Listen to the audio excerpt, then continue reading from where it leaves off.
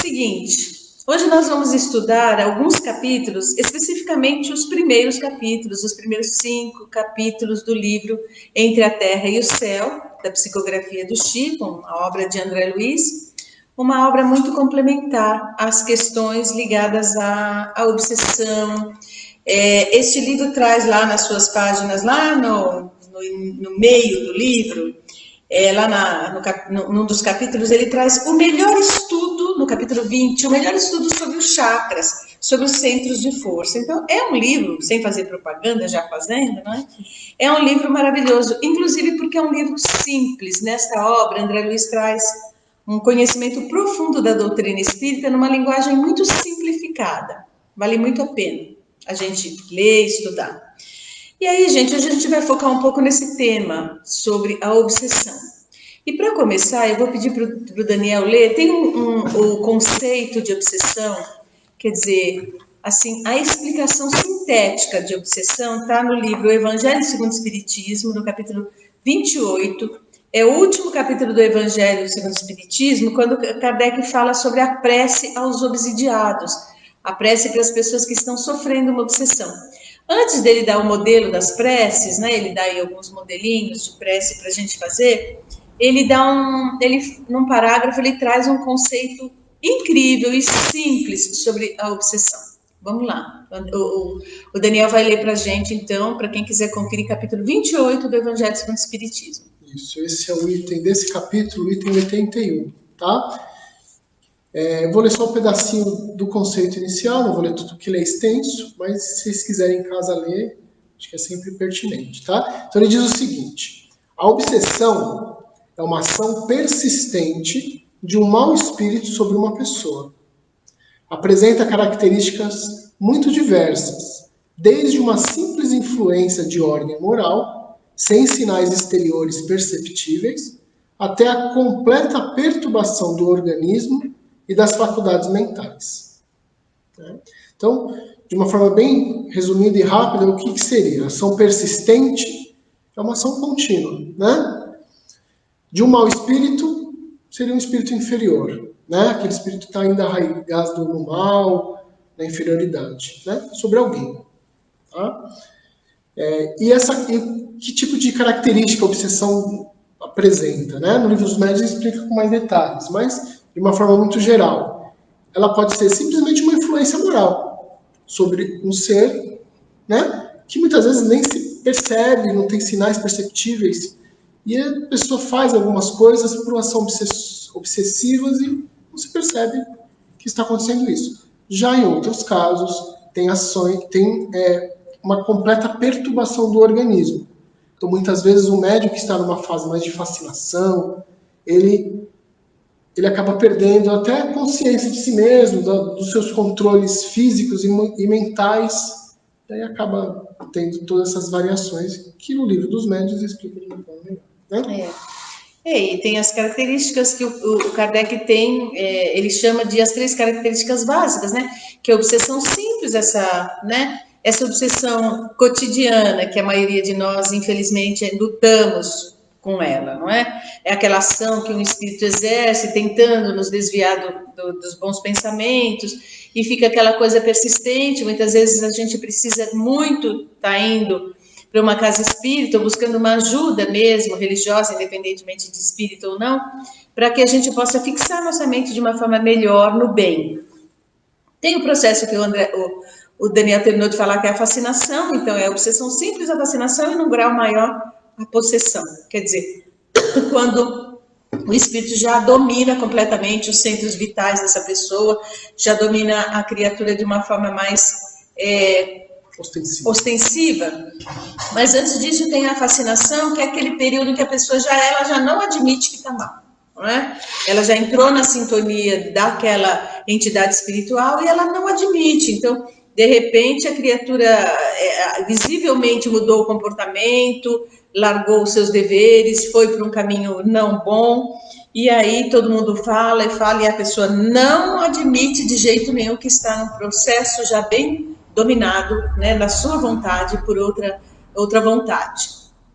E a obsessão, num grau maior, né, que a gente chama, que o Kardec chama de possessão, é quando a pessoa já está ou doente fisicamente, já está dominada totalmente, ou mentalmente já está bastante dominada, desenvolvendo uma série de transtornos mentais.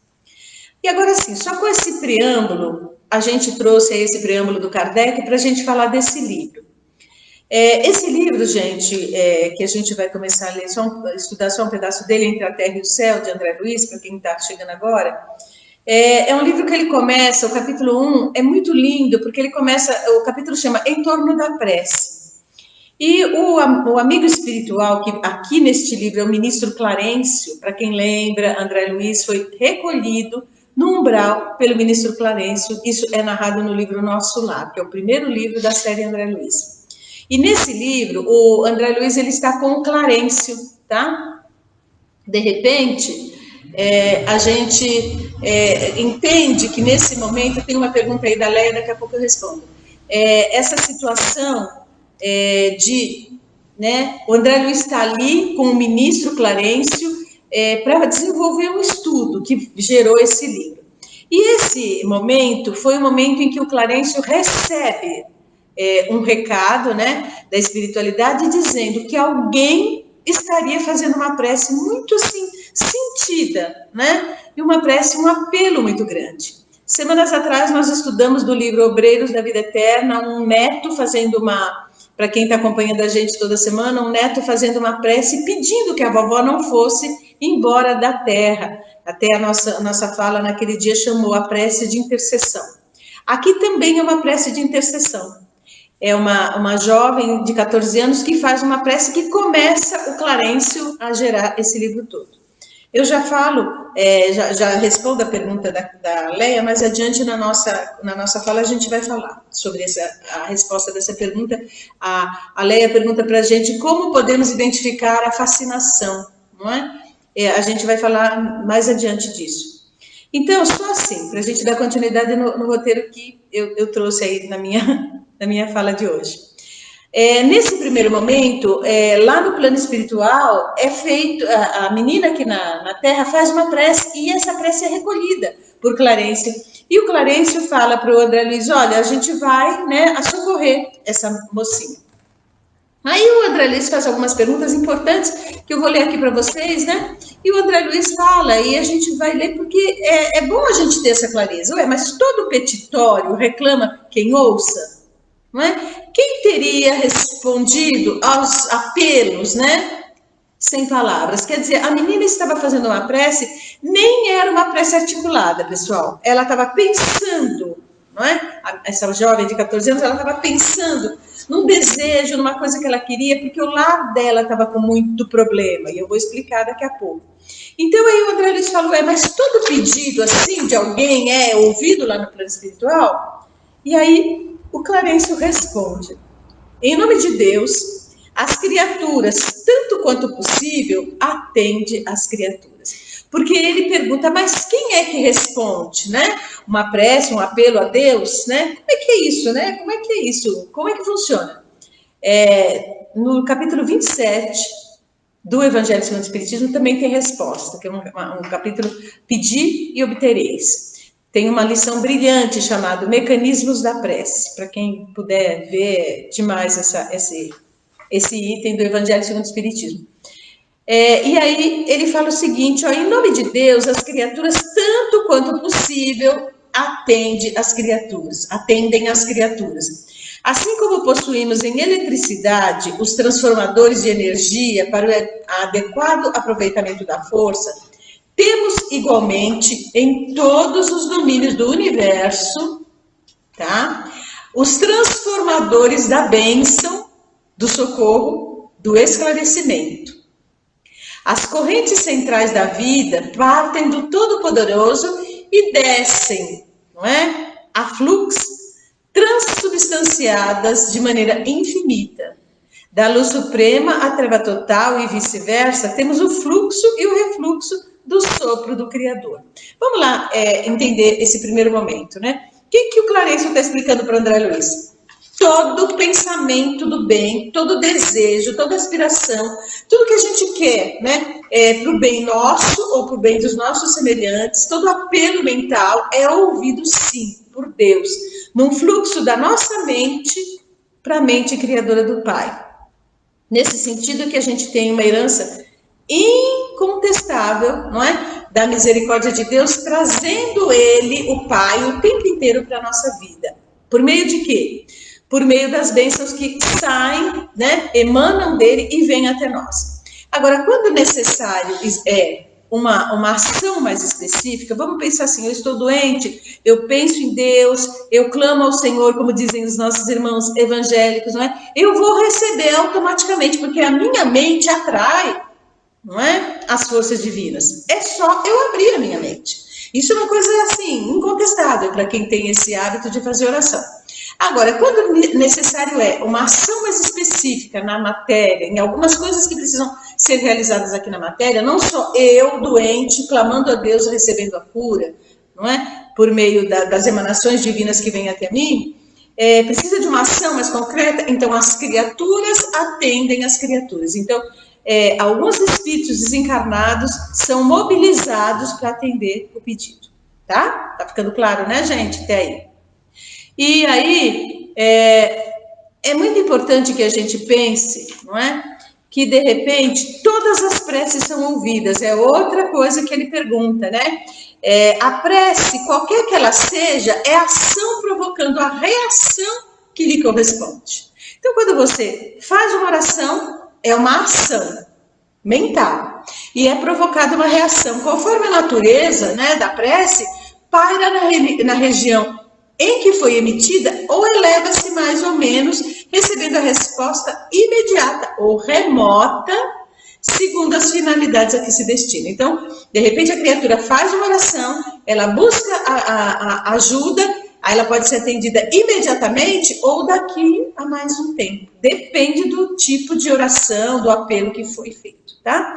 E o Clarencio continua. Estou fazendo todo esse preâmbulo para vocês entenderem o contexto desse processo de obsessão que a gente vai narrar agora, né? Cada prece, tanto quanto cada emissão de força, se caracteriza por determinado potencial de frequência. Quer dizer, como é o potencial de frequência, gente? Vamos pensar assim. Quer ver uma frequência vibratória potente?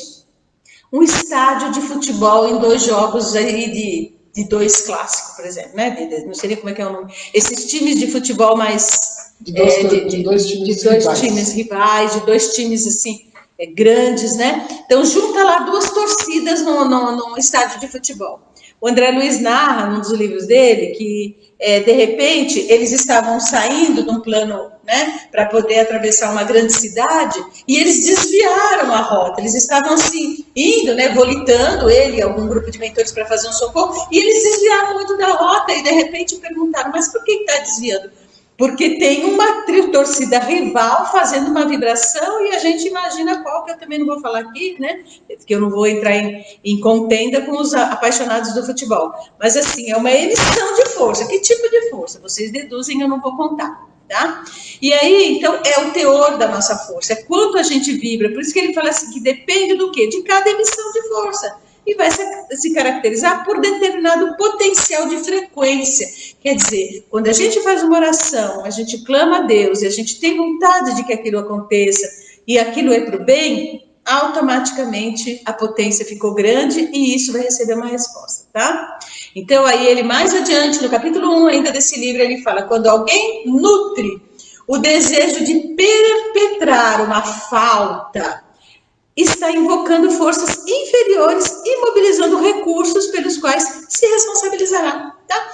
Assim como a gente tem uma frequência forte quando a gente quer, né, um socorro, ou quando a gente tem uma aspiração grande e a gente pede a Deus que nos auxilie a realizar aquilo ali, e aquilo tem uma frequência elevada e a gente mobiliza forças superiores, quando alguém fica com muita ira, fica com muita raiva, ou tem uma rivalidade muito grande, uma criatura com a outra, e emite uma força de rivalidade, aquilo busca, né, regiões inferiores, ele traz também uma potência grande, e aquilo também pode se realizar de acordo com o quê? Com o nosso livre-arbítrio.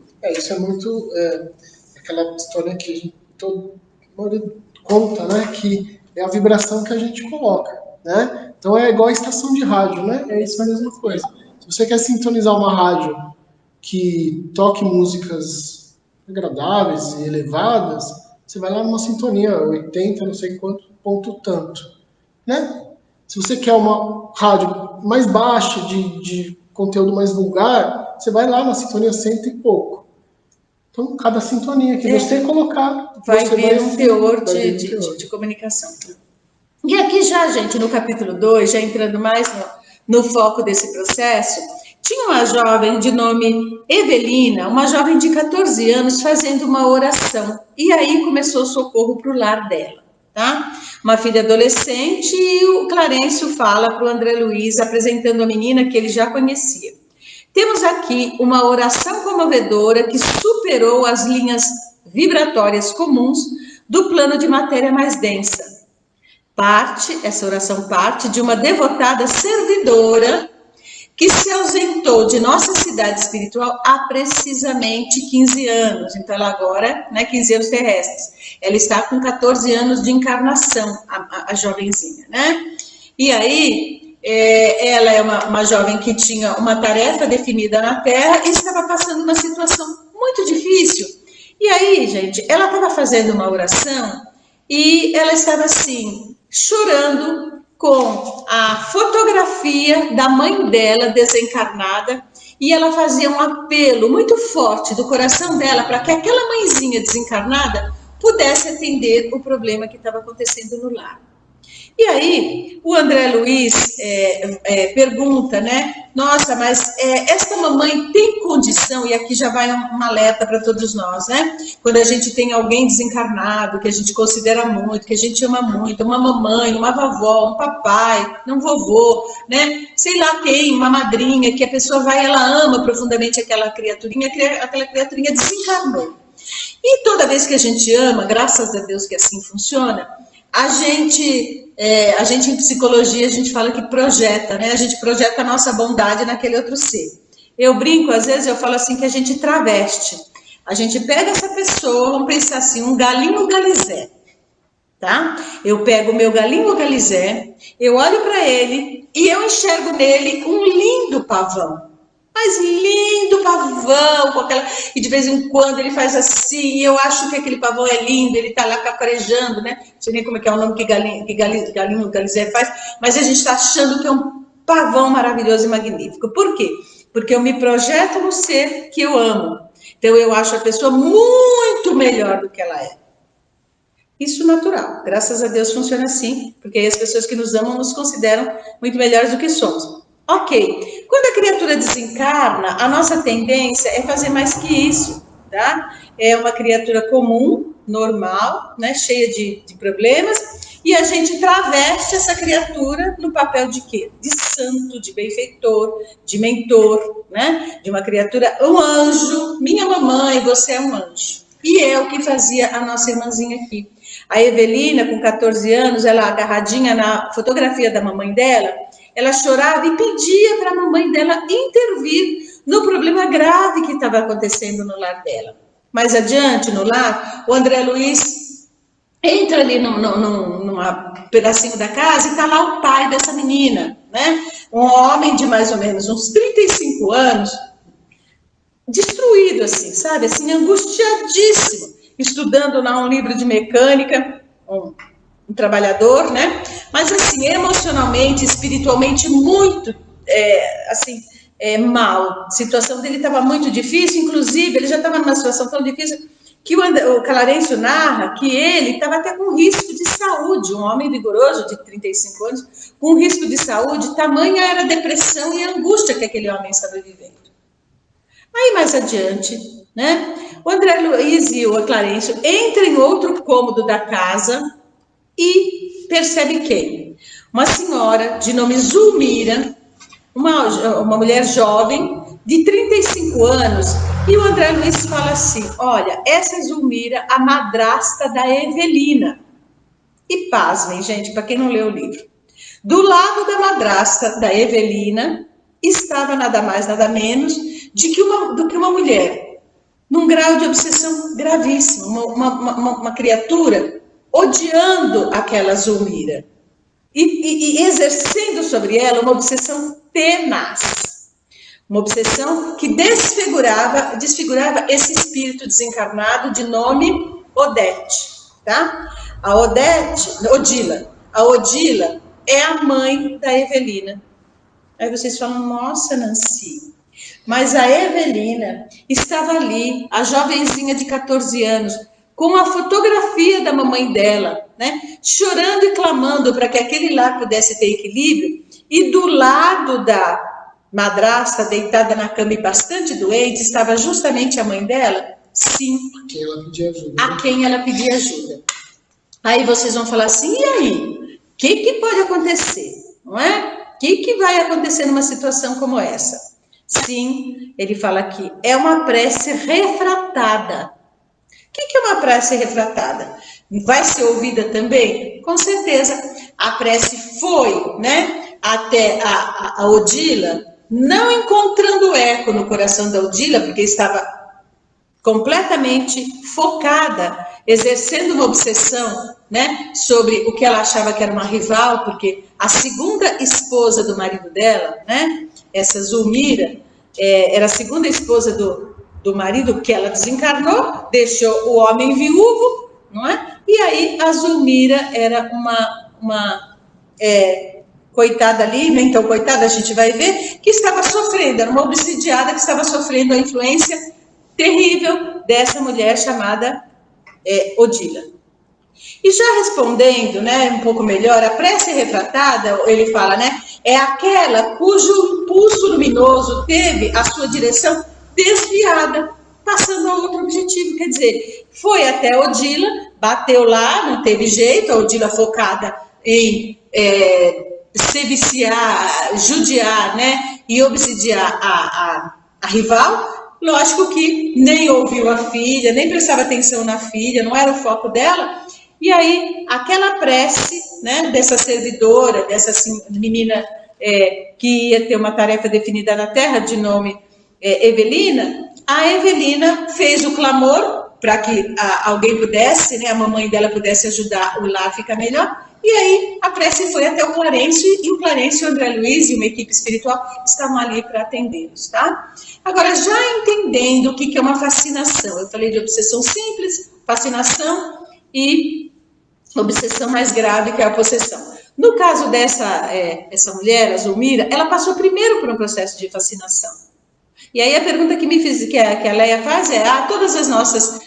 não, como é que a gente pode distinguir aí, não é? Um processo de fascinação é tão difícil? Sim, é difícil, mas quando a gente quer, nossa, a gente consegue distinguir os nossos estados psíquicos. Se nós temos um mínimo de autopercepção, se eu me conheço, eu sei mais ou menos qual é a linha de pensamento que eu tenho, não é? Que tipo de pensamento move a minha mente todos os dias, no cotidiano, que tipo de desejos eu tenho, que tipo de aspirações eu tenho. De repente, eu começo a cair um padrão, eu começo a pensar numa coisa de forma obsessiva, pensando numa coisa, numa maldade, alguém me faz uma raiva, alguém me magoou, e eu começo a martelar aquilo na cabeça, não, porque eu tenho que dar um jeito, eu tenho que dar o troco, eu tenho que... E aquilo começa a crescer. Ou, de repente, eu tenho uma linha de pensamento, de repente começa a vir umas ideias esquisitas na minha cabeça, diferente do meu teor de pensamento. E aquilo começa a insistir. Nossa, eu vou deixar acontecer? Eu vou deixar acontecer e vai virar uma fascinação. Então, até esse momento, eu não preciso de ajuda, enquanto está essa coisa martelando. Quando passa por uma fascinação, fica mais difícil mesmo. Eu vou ter que ter alguém, né, que dirija a caridade em minha direção e fala, olha, Nancy, você realmente está fora do padrão. Tem alguma coisa acontecendo com você, você não está legal. Não é? Agora, quando a pessoa não tem o mínimo de humildade de chegar e ir lá no travesseiro e reconhecer, vai ser difícil, pode partir para uma obsessão mais grave, uma possessão, tá? Então, assim, ajuda todos nós temos, precisa ver se a gente deixa a portinha, a janelinha aberta para que Deus entre com seus mentores e nos auxilie, tá? E aí a possessão eu já terminei, a outra pergunta também, a Beth perguntou, e aí a possessão? A possessão é esse quadro mais grave que é o que estava acontecendo aqui, vamos voltar para o tema aqui, que senão não vai dar tempo, tá, gente? Que é, o que estava acontecendo com a Zulmira? a Zulmira sofrendo uma obsessão grave da Odila, a primeira esposa do pai da Evelina. Mas por que essa primeira esposa estava obsidiando? Primeira coisa, gente, ela desencarnou muito jovem. O homem com 35 anos, a gente imagina que ela deve ter desencarnado em torno de 30 e poucos anos, tá? E ela deixou 2 filhinhos. Ela deixou a Evelina e deixou o Júlio, que desencarnou, já conto agora, daqui a pouquinho. Mas qual era o primeiro processo? O primeiro processo, o marido ficou com uma criança pequena de uns 6 anos e uma filhinha de uns 12 anos.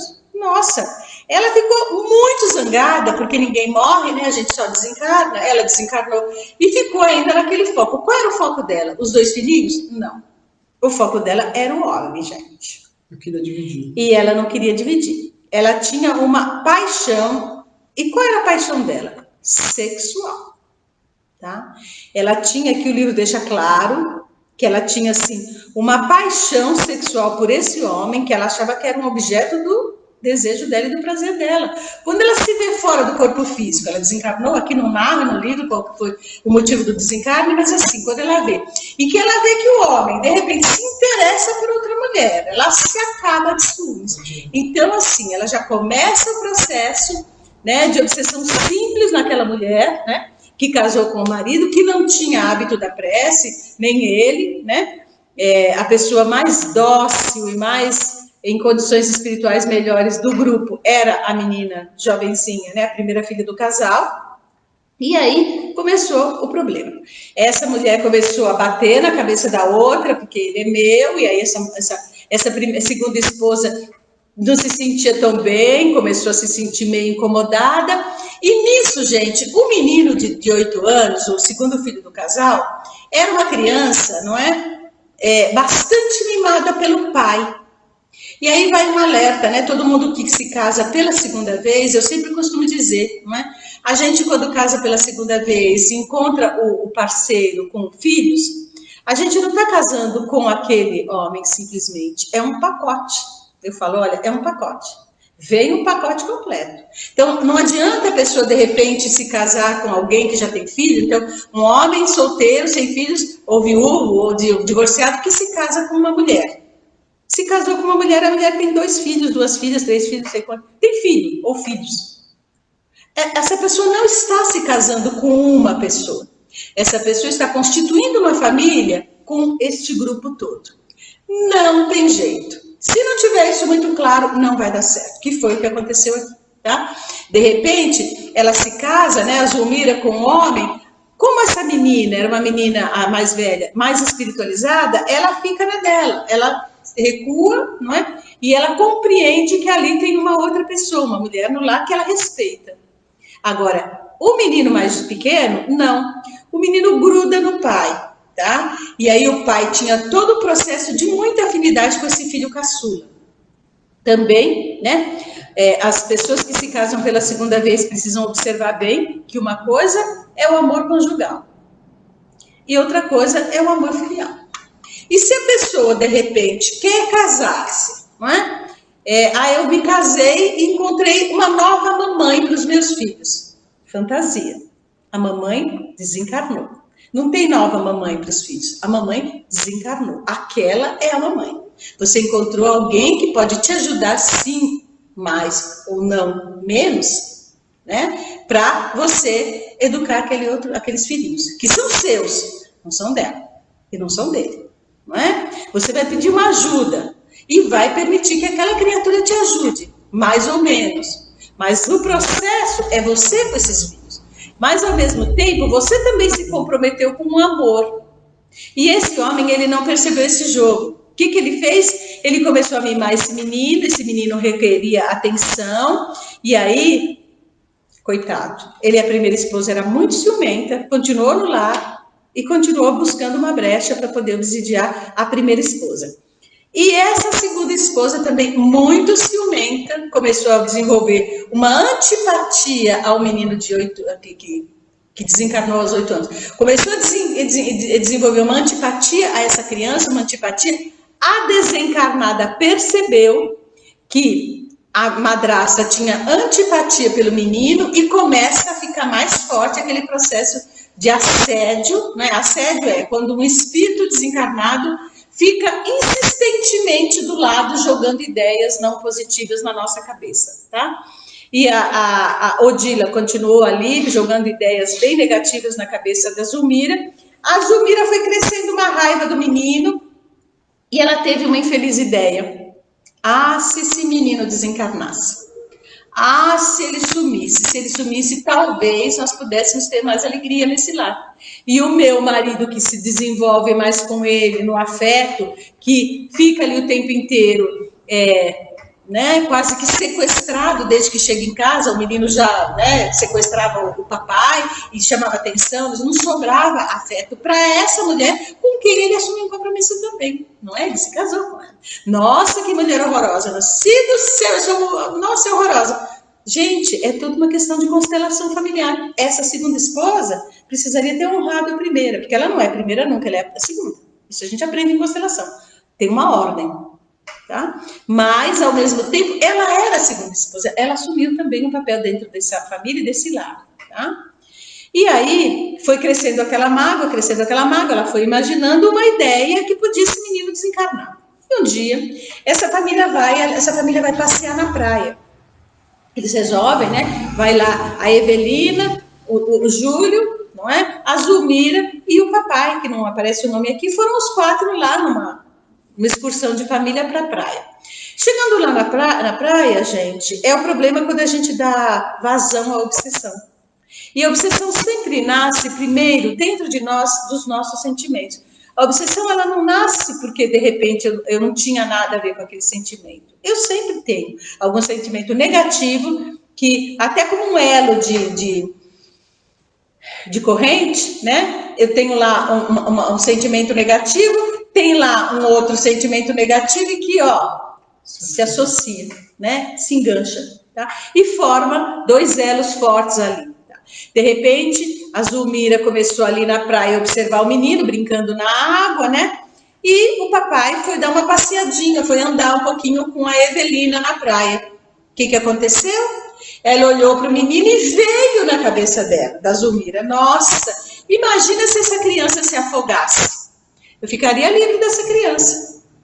E aí, nisso, pensou, desejou, às vezes, infelizmente, acontece. E quando a gente pensa no mal, a gente tem que tomar muito cuidado, porque todos nós pensamos no mal, às vezes, não sei se nesse teor, sim ou não, não é? Mas às vezes a gente pensa uma coisa negativa, é bom que quando a gente pensa, a gente fala, meu Deus, me ajuda, vem no meu socorro, o que eu estou pensando? Não aconteceu isso com ela. A ponto da criança ter ido, né? E ter ido um pouco mais profundo, ela percebeu que o menino estava indo mais profundo e ela não foi buscar o menino lá no fundo. Quando o menino começa a gritar pedindo socorro, aí sim ela acorda daquela fascinação. Não necessariamente a mãe do menino estaria ali fascinando ela, mas a mãe do menino estava ali falando, sua assassina, como é que você vai pensar uma coisa dessa com meu filho? E aquela ideia perniciosa, aquela perturbação mental que ela estava sentindo, ela ficou um processo assim voltada e o menino foi e terminou se afogando. Pronto. Tá? De uma fascinação, o processo virou uma obsessão gravíssima, né? Virou um processo muito, muito grave, por quê? Porque o menino terminou desencarnando, afogado, ela não teve como salvar o menino. E de quem foi a culpa, gente?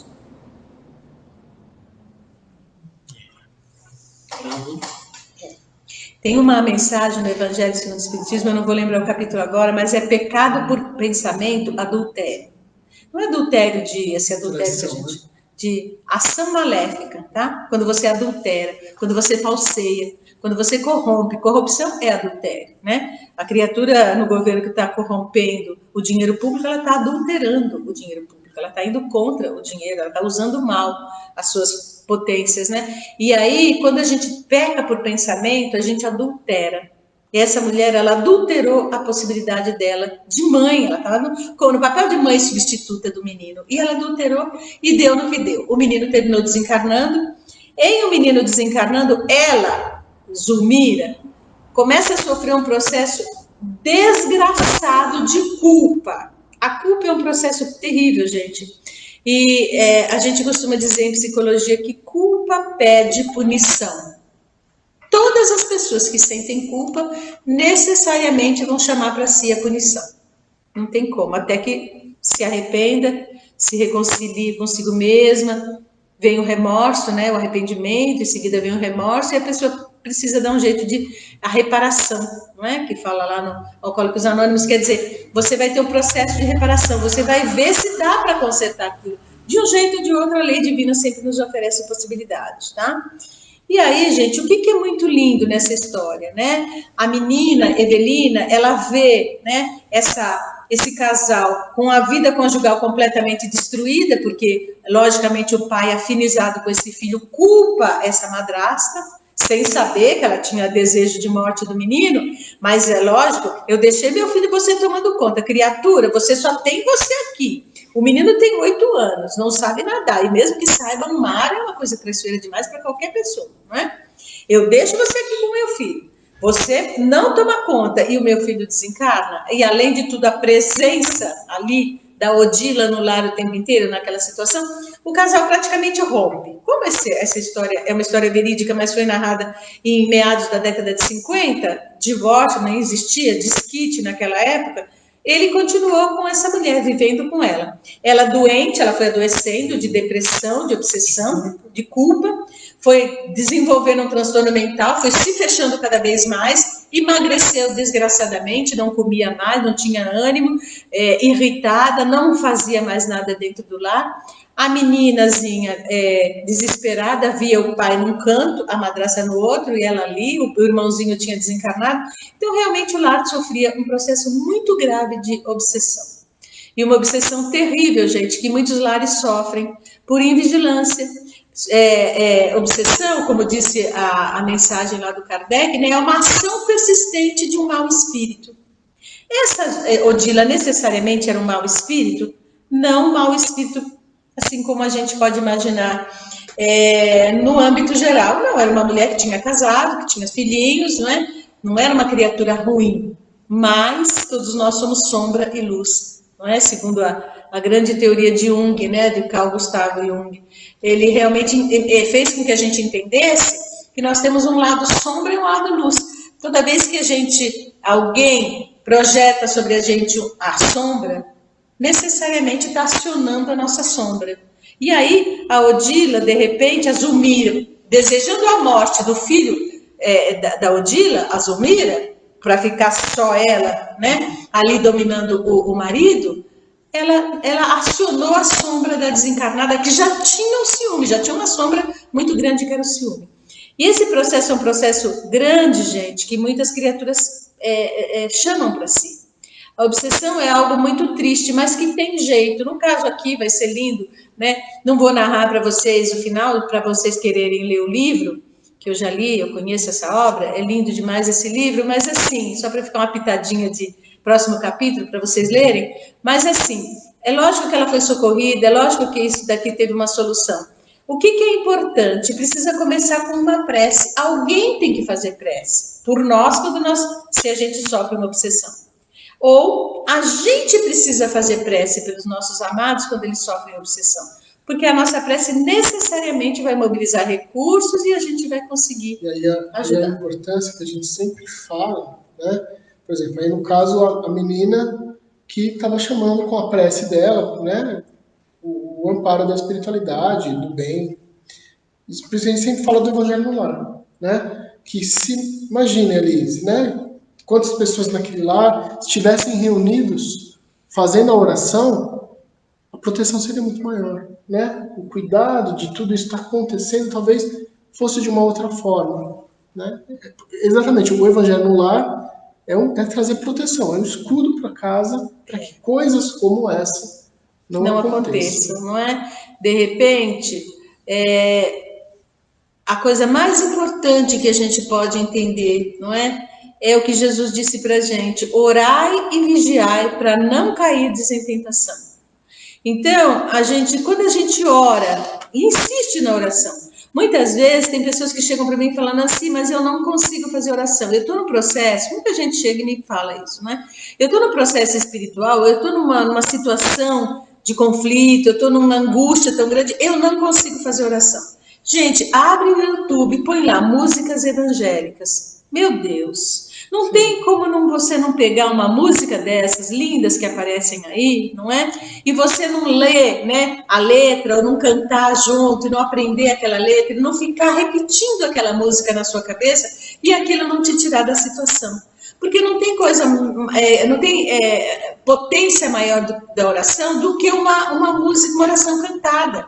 Muitas orações são orações cantadas. Então a pessoa de repente ela começa, né, como Zaqueu, eu quero subir, né? Tem lá a música do Zaqueu, que é muito conhecida.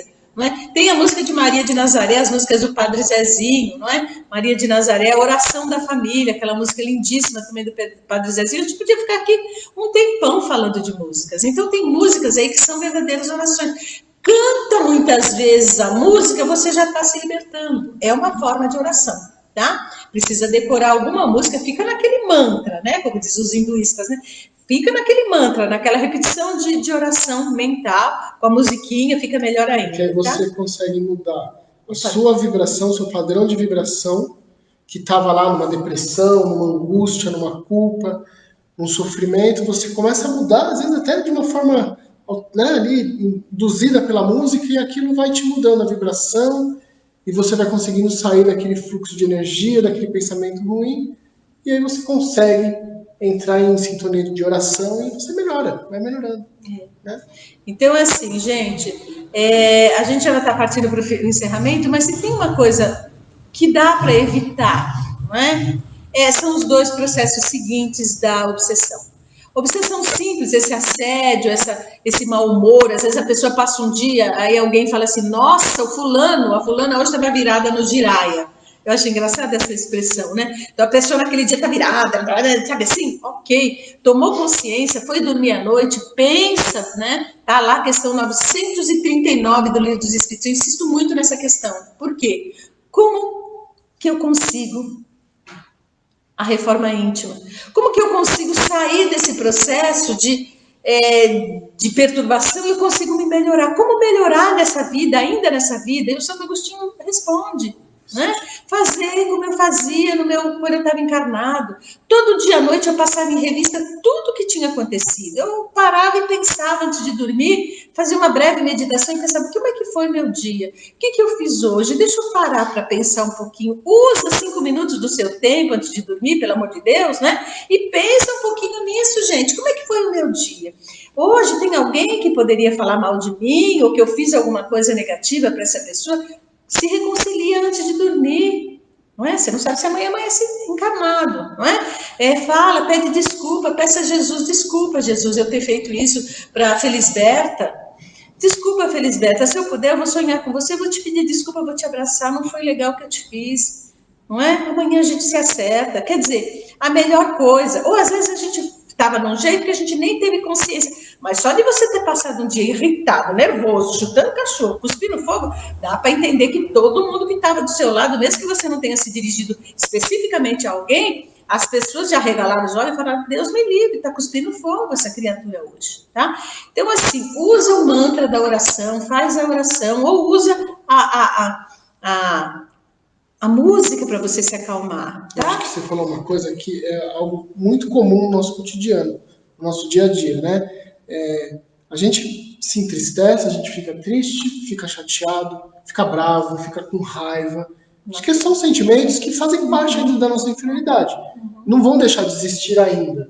Agora, o que não dá é para que esse sentimento de raiva, de qualquer que seja, permaneça, prolongue-se. Sim. Né? Se você deixar um sentimento desse ser mais prolongado, aí você entra numa obsessão. Na segunda fase. Entra numa obsessão da influência de um espírito inferior, ou você se auto-obsedia mesmo, porque você fica martelando só coisa ruim, só coisa negativa, e aquilo vai te fazendo como uma bola de neve. Né? Então, tá triste? Fique triste, ok. Mas reflita e saia da tristeza. Tá com raiva de alguém? Ok. Mas depois, saia dessa raiva e tenta, se for possível, reconciliar com essa pessoa. Não é possível? Reconcilie-se com você mesmo. Tá? E saia dessa onda, senão você entra em depressão, e por aí vai, né? Tudo é o arsenal, não é? E assim, aí partiu para o processo de fascinação, Daniel. Quando eu, de repente, não admito que aquele dia foi ruim, por isso que o Livro dos Espíritos, nessa questão 939, é brilhante. O Santo Agostinho deixa ali um tratado de reforma íntima, não é? Faz como eu fazia, passa em revista com o meu dia, pede forças, pede ajuda. Jesus, gente, ele tem um poder enorme sobre o nosso coração, mas enorme. Entrega para Jesus, né? A Leia está lembrando aí a música Oração de São Francisco, realmente vai cantando antes de dormir a oração de São Francisco, né? Senhor, fazei de mim instrumento da vossa paz. E aí ele tem lá, né? Todo onde houver trevas, que eu leve a luz, onde houver ofensa, que eu leve o perdão, e lá vai, não é? A gente vai melhorando na medida que a gente vai cantando, aquilo vai crescendo, e a gente não permite que uma fascinação chegue até nós. Tá? Isso é muito importante, porque a obsessão, gente, é algo muito terrível e que faz com que as pessoas, às vezes, elas interrompam o fluxo da sua encarnação. Sabe uma coisa também legal, né? Importante, assim, quem de nós não estamos sujeitos à obsessão? Todos nós, todos. Primeiro no planeta, do jeito que a gente está vendo que é, né? Então a gente está falando aí da gente perceber esses sentimentos ruins, negativos que podem nos levar a isso e sair deles. Mas se a gente não consegue, vamos pedir ajuda. Pede ajuda para quem?